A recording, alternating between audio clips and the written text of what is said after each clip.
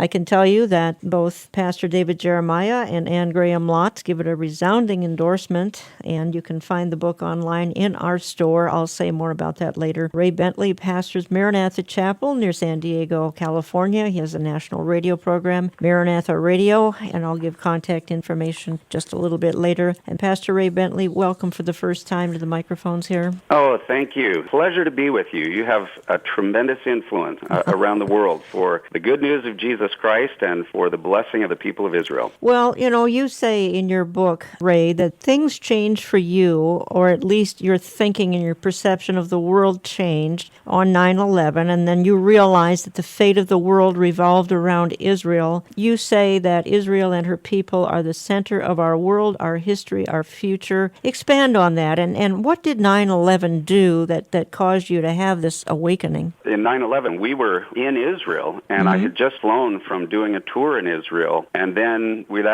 on our way back, we had come to Hawaii. We were going to take a few days with my wife and got a wake-up call early in the morning, something like 5 or 5:30, and that day was like a huge siren. It was like the Lord blowing the shofar in the book of Joel. It's time to wake up and realize, I knew that Israel become a nation. I knew that Jerusalem's back in the hands of the Jewish people, but instantly Israel and prophecy was like blaring a loud siren, I think, to the church all around the world. Hey, guys, Jesus is coming soon. The enemies of Israel have arisen, and now it's affecting Americans. I think prophecy since let's say the late 60s, early 70s had been around for 40 years, but a lot of people are basically kind of letting that go, and I think this brought it back to the forefront. You say that one of Israel's most adamant and effective opponents has been the church. Then you say Christians historically and today represent one of Israel's most consistent, most effective enemies. People don't understand that the cross has been a symbol of terror for some.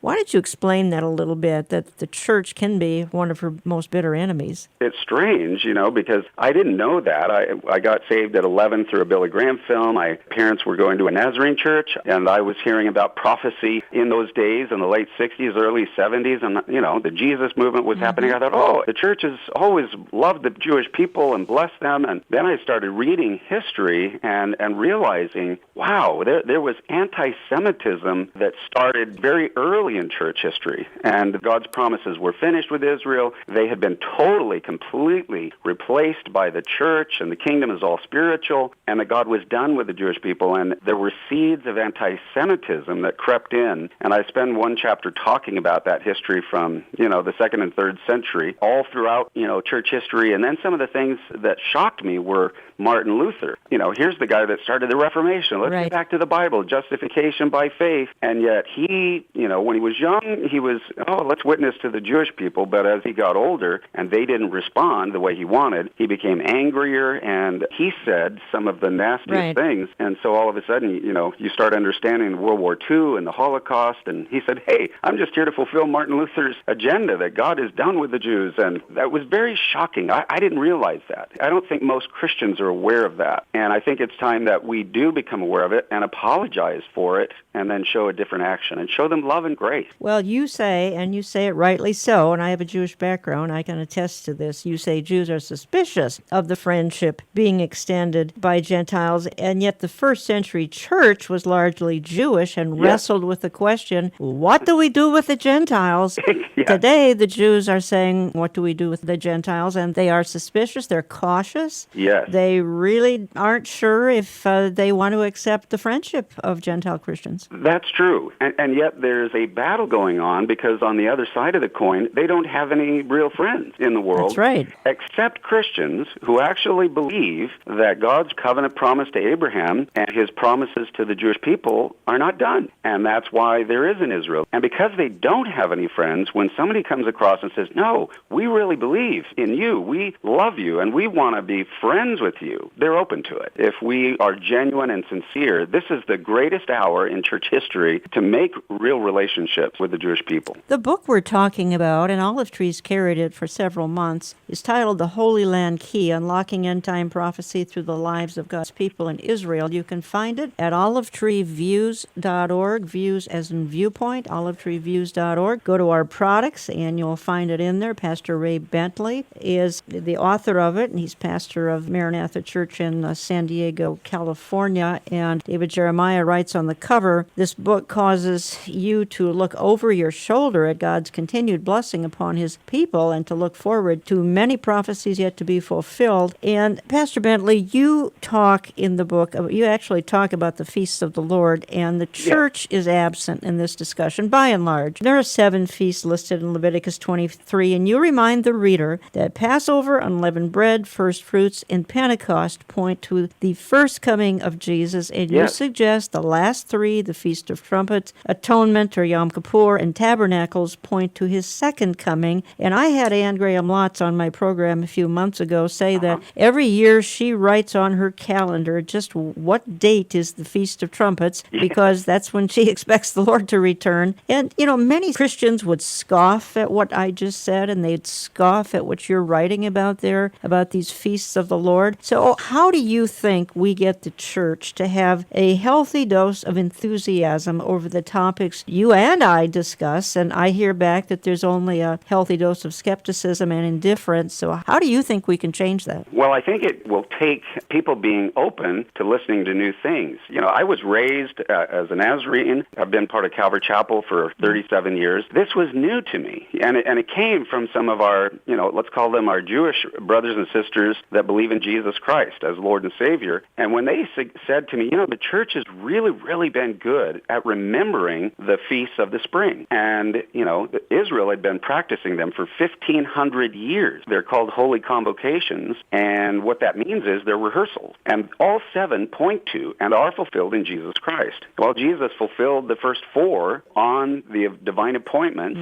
4 in a row from Passover to Pentecost, and then he ascended up into heaven. Well, when I heard about the fall feasts, I just thought they were for the Jews, because I heard, it's Rosh Hashanah, it's Yom Kippur, it's Sukkot. I thought, well, that's for the Jews. And it wasn't until Jewish brothers said, Ray, all 7 point to Jesus Christ. Yeah, they're for ancient Israel, but they're going to be fulfilled by Jesus. And I said, well, I've never heard this. And they said, yeah, there's the Feast of Trumpets is the next one. And that's where you herald the king. That's, King Solomon. They blew the trumpets, and that's the coming of the king. And the Lord blows the trumpet. So they said, we think that might be the rapture. I was like, wow, that would be awesome. And then the Feast of Atonement, that's the day that all Israel was saved when Moses went up on the mountain and interceded because they'd been worshiping the golden calf. He came down, his face was shining like the sun, and God forgave all Israel. The whole nation was forgiven and saved in one day. And that's a picture, he said, of the second coming. Jesus will come, his face shining like the sun. And Romans 11:26, Paul said, all Israel will be saved, and they'll look on him whom they have pierced. And so I was like, wow. And then Tabernacles, a great picture of the kingdom age.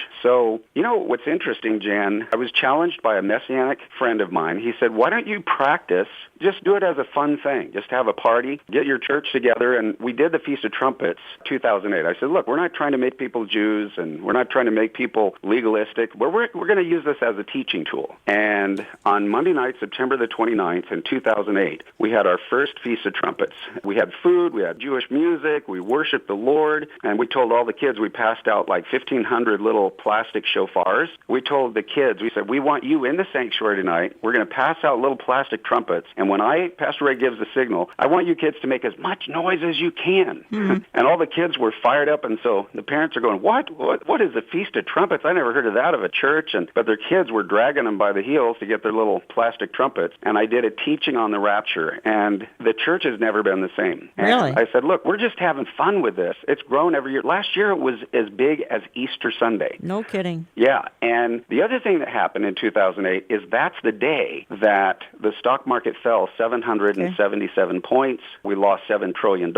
They talked about a $7 billion bailout. And even they say today in 2015, we're still trying to find our way economically from what happened in 2008. It was almost like God sent a signal or a kind of a warning, hey, are you guys worshiping money? Jesus said there's 2 gods, God and Mammon, and I'm the only true God. And if you worship money, you're in for some real trouble. So it was a wake-up call. It was like the blasting of the shofar, and it got people in the church excited and talking about, hey, Jesus is coming back. So what I'm hearing is it has started what I call a brush fire. There are churches now all around the world that your listeners need to realize, Africa, Latin America, Asia, China, Europe, that are starting to actually practice, like the Feast of Trumpets in particular, because it's the next one to be fulfilled. I'm building a little bit on what you're talking about, because you talk about the great love story in the Bible between Ruth and Naomi, and you show how this is a picture of love between God and his people as he blesses the Jewish nation through a Gentile. Yes. And it has always been a heart cry of mine. Again, forgive me for repeating this theme. It's been a heart cry of mine to see the church awaken to the kinds of truths you're talking about. I'm not totally convinced it's going to happen in my lifetime, but I can be convinced. I certainly can when I hear stories like you're talking about. One of the words used in the Bible when God intervenes into history is, and then suddenly. And I believe we're living in a time where there are a series of then suddenlies